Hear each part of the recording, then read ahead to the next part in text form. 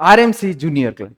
RMC junior ક્લાર્કમાં મને એક બહુ કોમન ક્વેશ્ચન પૂછાણો હોય એ છે કે સાહેબ ગણિતમાં કયા કયા ટોપિક પૂછાઈ શકે, તો શું કરવું, કઈ રીતે કરશી અમે, એવો ક્વેશ્ચન તમારો છે. એનું સોલ્યુશન લઈને હું આ વિડીયોમાં આવી ગયો છું. મારું નામ ગોહિલી હસદીપસિંહ, તમારું લક્ષ્ય એકેડમી તરફથી હાર્દિક સ્વાગત કરું છું.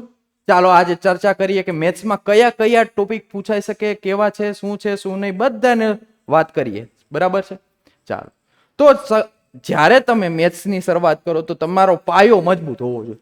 પાયો મજબૂત હશે તો તમારું આખી બિલ્ડિંગ સારી ઊભી રહેશે. તો એના માટે તેને તમારા પાયાના જે ચેપ્ટર છે એ પેલા કરવા જ પડશે નહીં. એના સિવાય તમે વચ્ચે નહીં જગો. તમને જે તકલીફ પડે છે એ પાયાથી પડે છે. તમે મોટા મોટા દાખલા ગણી નાખશો પણ તમારે તકલીફ ક્યાં પડે છે? જ્યારે ઘડિયાનો વાત આવે, સરવાળાનો આવે, બાદબાકીનો આવે, શોર્ટકટ બધી તમારી જે બનેલી છે એ આ ચેપ્ટરોથી બનેલી છે. તો તમારે એ પેલા કરવા જોઈએ. તો એવા ચેપ્ટર કયા છે? સંખ્યા પદ્ધતિ. પહેલું ચેપ્ટર તમારું સંખ્યા પદ્ધતિ છે. જે સંખ્યા પદ્ધતિ ચેપ્ટર તમે કરશો પછી તમે ધીમે ધીમે જ્યાંથી તમારી શરૂઆત થાય એકડા બગડા જે તમે પેલા 3માં ભણતા ત્યાંથી સંખ્યા પદ્ધતિ ઓળખાવો એ વસ્તુ. પછી બીજું ચેપ્ટર છે ત્રિરાશિ. આ ચેપ્ટર એવું છે ને કે વાંદરી પાના જેવું છે. વાંદરી પાનું તમારે ઉપયોગ કરવું જ પડશે ગમે અહીંયા લાગે એવું આ છે. ગમે એ ચેપ્ટર આ કરવું જ પડશે. પછી દશાંશ પદ્ધતિ, સાદુરૂપ, જેને બોડોમસ કહેવામાં આવે છે. સાદુરૂપ આપો, બોડોમસ જે તમે કરો, ભાગુ સભા. પછી વર્ગ, વર્ગમૂળ, ઘન, ઘનમૂળ. આ ચેપ્ટર તમારા માટે મહત્વના છે. એમાં હું આ તો મોસ્ટ આઈએમપી કહું છું. જે ત્રિરાશિ છે તમારે ગમે અહીંયા પૂછાતું હોય તમારે કરવું જ પડે ને કરવું જ પડે. તો આ ચેપ્ટર તો તમારે પેલા ધ્યાનમાં દેવાનું. બરાબર છે? પછી આના પછી હું આગળ જાઉં ધીમે ધીમે. પછી ઘાતાંક. આ ચેપ્ટર તમારે કરવું પડે. તમને જ્યાં ઊભા રાખે ને આ ચેપ્ટર રાખે છે. તમને સિમ્પલ ક્વેશ્ચન કર્યો હોય તો તે તમને આ અઘરા લાગે છે ને એનું કારણ આ છે કે આ તમે કોઈ દી જોયા નથી. આ દશાંશ સ્વરૂપ. પછી આ લસા ગુસા અને જે ગુણોત્તર ચેપ્ટર છે ને એ તો બહુ મહત્વના છે. એ પાછું બીજું વાંદરી પાનું છે. હું મોસ્ટ આઈએમપી માં આનું નામ પણ દઉં છું. આ બેયનું મોસ્ટ આઈએમપી. બરાબર છે? પછી તમારે બીજા કયા ચેપ્ટર, જો લસા અને ગુસા નહીં કરો ને તો તમને કોઈ દિવસ તમને નળ અને ટાંકી અને કામ અને મહેનતાણું નહીં ફાવે. કેમ કે એનો બેઝ જ તમારે લસા ગુસા છે. તો એ નહીં કરો તો પછી એવી રીતે ગુણોત્તર ચેપ્ટર છે. ગુણોત્તર ચેપ્ટર છે તો એના માટે તમારે ઘણા ચેપ્ટર એવા છે ગમે અહીંયા આવી જશે. જેમ કે ઉંમર આધારિત દાખલા કહું ને તો એમાં આવશે. મિશ્રણ વાળા દાખલા છે, દૂધ ને પાણીના મિશ્રણ વાળા દાખલા આવે છે, એમાં પણ ગુણોત્તર નો. તો ગુણોત્તર ચેપ્ટર તમે કર્યું હશે ને તો તમારે એમાં કોઈ પણ જાતની ચિંતા કરવાની જરૂર નહીં પડે. એટલા માટે કહું આ જે હું તમને વધારે પડતા હાઇલાઇટ કરીને કહેતો હોય ને એનો તો વધારે તમારે ધ્યાન દેવું જ પડશે. એ ક્યાંય તમે જઈ નહીં શકો. એટલા તો કરવા જ પડશે. આ બધાય કરવાના જ છે, બાકી એ કઈ નથી રાખવાના. પણ તમને હું જે કહું છું ને મહત્વનું વધારે પડતું છે તો એ ધ્યાન રાખો કયા કરવાના છે. પછી એના પછી સરેરાશ છે. સરેરાશ પછી મધ્યક, મધ્યસ્થ ને બહુલક ચેપ્ટર છે. ઈ પણ કરશો. જો સરેરાશ થઈ ગયો છે ઓટોમેટિક મધ્યક તો તમારે થઈ ગયો. મધ્યક ને મધ્યસ્થ પણ કેવા, જે મધ્યક થઈ ગયો મધ્યક કરશો પછી મધ્યસ્થ બહુલક થશે. બહુલક ગોતવા માટે એક સિમ્પલ સૂત્ર છે, એ તમે યાદ રાખી લો એટલે પછી બાકીનું બધી વસ્તુ થઈ જાય. એમાં ટ્રીકું શીખવી પડે. ટ્રીકું શીખવા માટે તમારા બેઝમાં જવું પડે. બરાબર છે? પછી ભાગીદારી છે. ભાગીદારીમાં તે તમારે લસા અને ગુણોત્તર બે ચેપ્ટરનો ઉપયોગ કરીને તમે કરી શકો. ભાગીદારી હવે તમારા મેન ચેપ્ટર ચાલુ થાય. ભાગીદારીથી મેન ચેપ્ટર ચાલુ થાય તમારે. કે જો તમે ગુણોત્તર ને પ્રમાણ વ્યવસ્થિત કર્યું હોય તો ભાગીદારીમાં તમારે રમકડા જેવું થઈ જાય. ગેરંટી યારે રમકડા જેવું થઈ જાય. આ વસ્તુ કરવાની જ છે અને કરી શકો તમે. ગમે એમ કરો આ વસ્તુ થઈ જાય. બરાબર છે? પછી કામ અને મહેનતાણું. તો કામ અને મહેનતાણું તમને પૂછાય જ છે, ગમે એ એક્ઝામમાં આવશે. એકાદો દાખલો થી મૂકી જ દઈએ કેમ કે આ બધાને વાલા ચેપ્ટર છે. પેપર સેટર ને વાલા ચેપ્ટર. પછી નળ અને ટાંકી. કામ અને મહેનતાણું શીખવા માટે લસા તમારે ખાસ યાદ રાખવું પડે. લસા ન આવડે તો તમને તકલીફ પડે.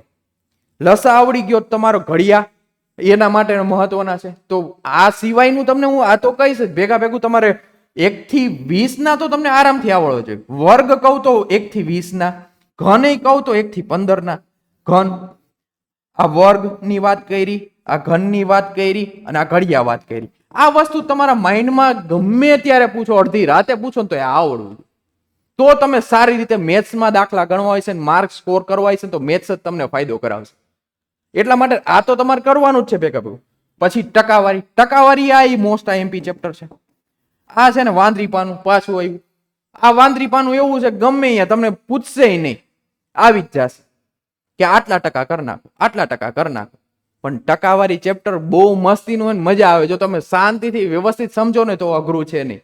બાકી એમાં 12 ટાઈપ છે અલગ અલગ, 12 યાદ રાખવો પડે. પણ તમે સિમ્પલ રીતે શાંતિથી સાંભળશો ને અને સમજશો ને તો ટકાવારી બીજી રીતે તમારે કરવું હોય તો ટકાવારીને તમે ગુણોત્તરમાં ચેન્જ શું કે ત્રિરાશિમાં કન્વર્ટ કરી શકો. ત્રિરાશિના ફોર્મમાં તમે દાખલો ગણી શકો. એટલે કોઈ પણ જાતનો વાંધો નહીં. જો તમે આ વ્યવસ્થિત કર્યા હોય ને, ત્રિરાશિ, લસા ગુસા, ગુણોત્તર ને ટકાવારી, આ 4 ચેપ્ટર આખા મેથ્સનો હું પાયો કહું ને તો કહી શકું. તમારે કરવા જ પડે, કરવા જ પડે ને કરવા જ પડે. એનાથી છુટકારો મળશે જ નહીં કોઈ દી. પછી જો ટકાવારી આવડશે ને, ટકાવારી, તો એના આધારે તમે બીજા 3 ચેપ્ટર કરી શકશો. એ કયા? નફો ખોટ છે, સાદું વ્યાજ છે, ચક્રવૃત્તિ વ્યાજ છે. એમાં ટકા આવશે આવશે ને આવશે. જો તમે ટકા વ્યવસ્થિત શીખી લીધા તો આ બીજાના ટકા તમે કરી શકશો. ચોખ્ખું જ કહું, આ ટકા હરખા કર્યા તો બીજાના ટકા થઈ જાય. તમે બધાને આગળ નીકળી જાઓ. 4 ચેપ્ટર, એક ચેપ્ટર ઉપરથી 4 ચેપ્ટર થઈ શકે. તો ટકાવારી વ્યવસ્થિત કરવું પડે તમારે. બરાબર છે. પછી એના પછી સમય અંતર. આ સમય અંતર ચેપ્ટર એવું છે કે ઈ એક ચેપ્ટર કરશો તો એના આધારે બીજા 2 ચેપ્ટર થયા, ટ્રેન અને હોડી અને પ્રવાહ. આ 2 ચેપ્ટર એના આધાર ઉપર ઉભેલા છે. સમય અંતર ને ઝડપ. ઝડપ આ ચેપ્ટર તમારે કરવું પડે. એના આધારે બીજા 2. મતલબ તમારે એક વસ્તુ તમે એમ કરો, આડાવડા કરો, જેમ મેં મેથડ કીધી છે એ મેથડ જ જાજો, જે રીતે કીધું છે એ રીતે જ જાજો. જો કામ અને મહેનતાણું કર્યું હોય તો એના પછી નળ ટાંકી જ કરવાનું. કેમ કે નળ ટાંકી અને કામ અને મહેનતાણું 2 સેમ ચેપ્ટર છે. તમે પેલા કામ અને મહેનતાણું કરો ને પછી છેલ્લે તમે નળ ટાંકી કરશો ને તો ત્યારની રીત ભૂલાઈ જશે. ઓલું એકારે કરશો ને તો રીત કોઈ દી જિંદગીમાં નહીં ભૂલે. સેમ ટુ સેમ સમય અંતર અને ઝડપ કરશો ને તો પછી ટ્રેન ને હોડીમાં તમારે કોઈ દી જોવાનું નહીં પડે. સેમ ટુ સેમ આવતું હશે ને સરખું જ તમને લાગશે કે આ તો અમે પેલા ભણી ગયા છે તો આને હું કેમ નવું નામ આપ્યું એવું લાગશે. તો જે ફોર્મમાં કહું છું આ 3 ભેગા સાથે કરવાના. પછી હું એમ કહું તો આ 4 હંમેશા સાથે કરવાના.